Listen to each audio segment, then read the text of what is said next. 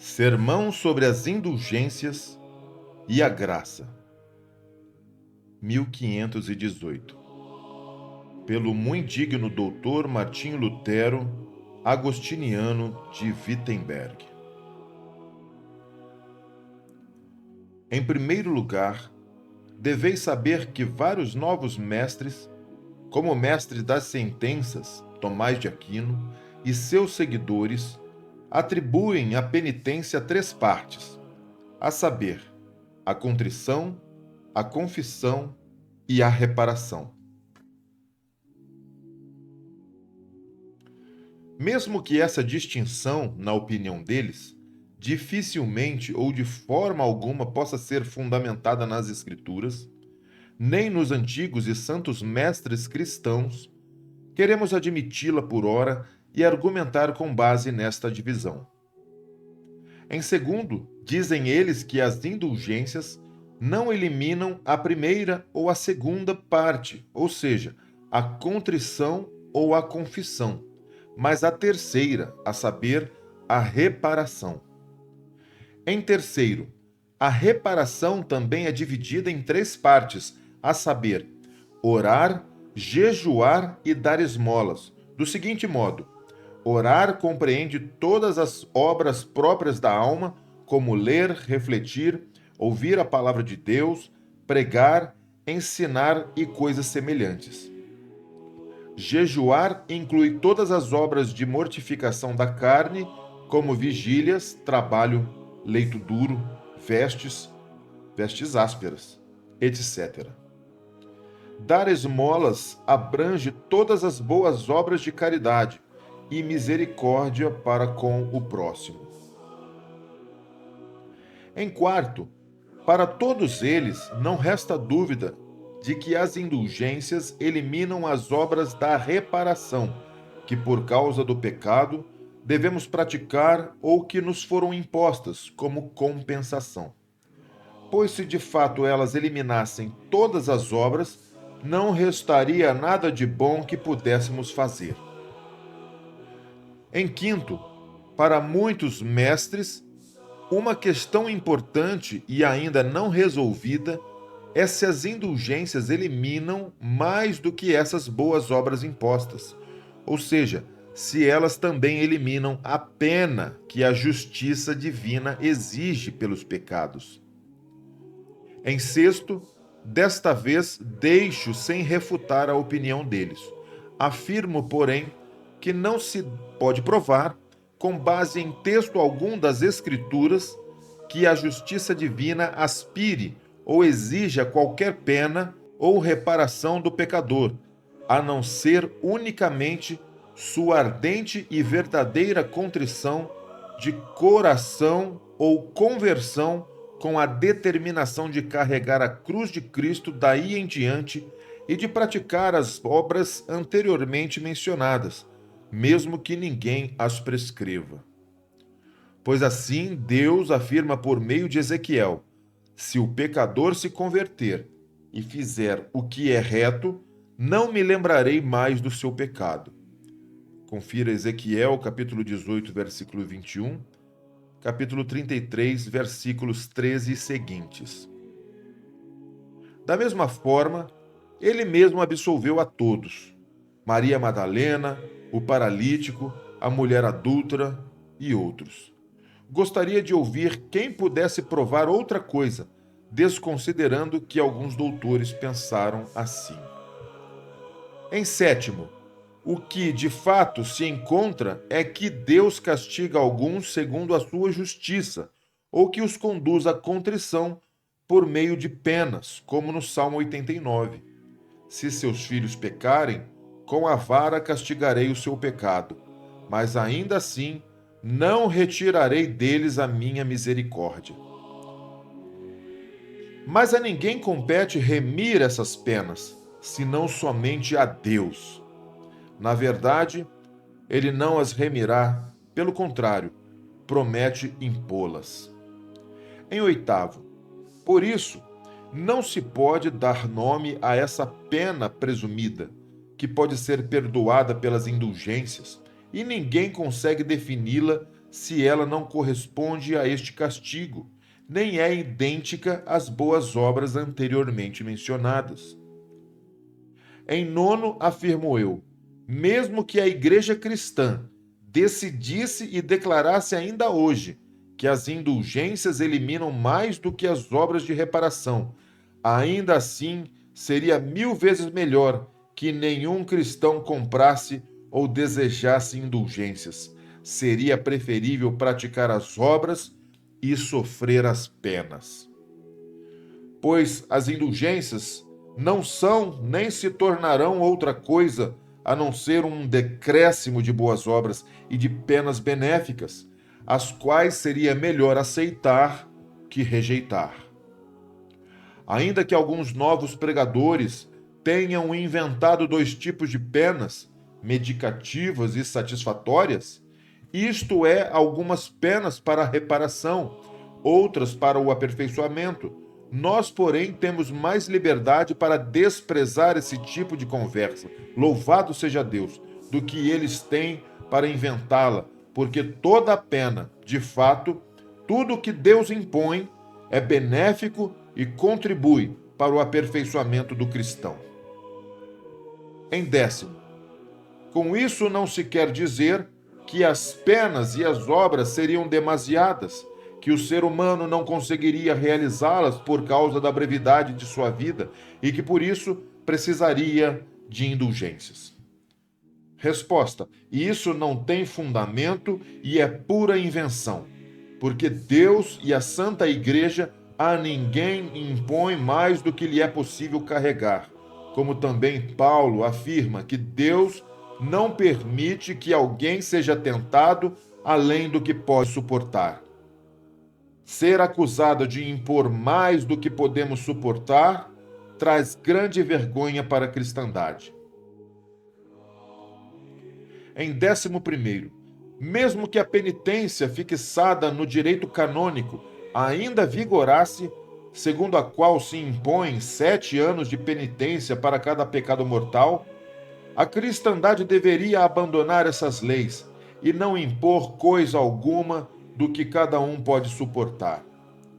Visto que agora que não vigoram mais, deve-se cuidar ainda mais de não impor algo além do que cada um pode suportar. Em 12º, de fato, se afirma que o pecador, com a pena a ser paga, deve ser remetido ao purgatório ou forçado a comprar indulgências, mas muitas outras coisas sem fundamento e sem provas são afirmadas. Em 13º, é um grande erro se alguém acredita que pode fazer reparação por seus pecados, já que Deus em todo tempo os perdoa gratuitamente, com base em sua graça inestimável, nada desejando em troca, senão que depois vivas corretamente. Sem dúvida, a cristandade faz exigências, mas ela não pode impor nada que seja pesado ou insuportável. Por isso, ela pode e deve cancelar algumas coisas. Em 14º, as indulgências foram permitidas por causa dos cristãos imperfeitos e preguiçosos, que não querem exercitar-se de bom grado em boas obras, nem sofrer. Pois as indulgências não incentivam ninguém a melhorar, mas toleram e permitem sua imperfeição. Por essa razão, não se deve falar contra as indulgências, mas também não se deve recomendá-las a pessoa alguma.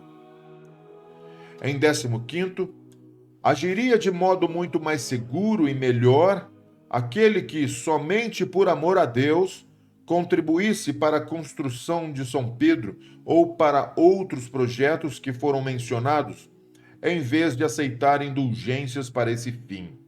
Porque é perigoso contribuir por causa das indulgências e não por amor a Deus.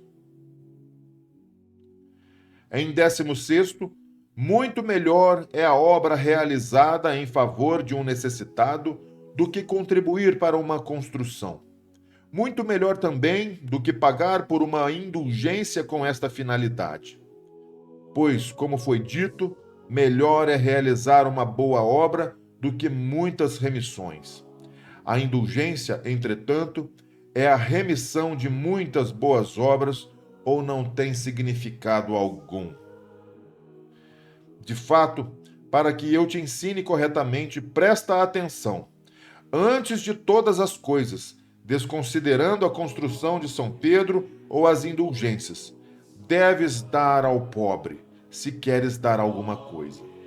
Mas se acontecer que em tua cidade não haja mais ninguém que necessite de ajuda, o que, se Deus quiser, jamais será o caso, então deves contribuir, se quiseres, para as igrejas, altares, ornamentos, cálice, que estiverem em tua cidade. E quando isso também não for mais necessário, só então, se quiseres, podes dar para a construção de São Pedro ou para outra coisa. Mesmo assim, não deves fazê-lo por causa da indulgência, pois Paulo afirma: quem não faz o bem aos de sua própria casa não é cristão, antes é pior do que o incrédulo. E podes crer, quem te disser outra coisa está te seduzindo ou procurando tua alma em teu bolso. E se ali encontrasse alguns centavos, preferiria isso a todas as almas. Se disseres, então nunca mais comprarei indulgências, respondo, já afirmei anteriormente que minha vontade, meu desejo, meu pedido e conselho são que ninguém compre indulgências. Comprar indulgências torna os cristãos preguiçosos e sonolentos, mas tu segue em teu caminho. Em 17º, as indulgências não são nem prescritas nem sugeridas, mas estão entre todas aquelas coisas que são autorizadas e permitidas. Por isso, não são obras de obediência, nem meritórias, mas uma recusa da obediência. Assim, embora não se deva impedir pessoa alguma de comprá-las, deveríamos orientar todos os cristãos a afastar-se delas e estimulá-los e fortalecê-los para as obras e penas que são ali negligenciadas. Em 18º, se as almas são tiradas do purgatório por meio das indulgências, isso eu não sei, mas não creio nisso, mesmo que alguns novos doutores o afirmem. É-lhes impossível prová-lo, e a Igreja ainda não decidiu sobre isso. Por isso, para maior segurança, é muito melhor que ores por elas e atues em favor delas, pois isto está comprovado e certo. Em 19º, a respeito desses pontos, não tenho dúvida, pois estão suficientemente fundamentados nas Escrituras. Por isso, vós também não deveis ter dúvidas. Deixai os doutores escolásticos serem escolásticos. Todos eles juntos não são suficientes com suas opiniões para fundamentar um único sermão. Em 20º, embora agora alguns me chamem de herege, pois essa verdade é muito prejudicial para o gasofilácio, não dou muita importância a esse barulho, pois isso somente é feito por alguns cérebros tenebrosos que nunca cheiraram a Bíblia, que nunca leram os mestres cristãos, que nunca entenderam seus próprios mestres, mas já estão se decompondo em suas opiniões esburacadas e esfarrapadas aprendidas na escola. Pois, se os tivessem entendido, saberiam que não deveriam difamar ninguém sem tê-lo ouvido e refutado. Que Deus dê a eles e a nós o entendimento certo. Amém.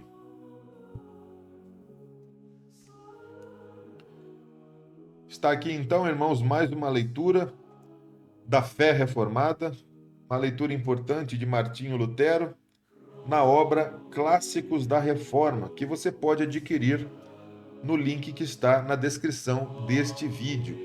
Nós vemos ainda um Lutero professando algumas doutrinas que posteriormente seriam abandonadas no desenvolvimento da reforma, como, por exemplo, a oração pelos mortos,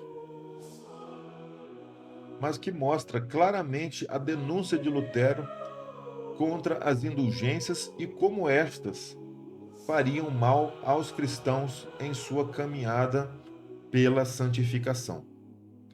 Que Deus vos abençoe com mais esta leitura e nós nos vemos nos próximos vídeos.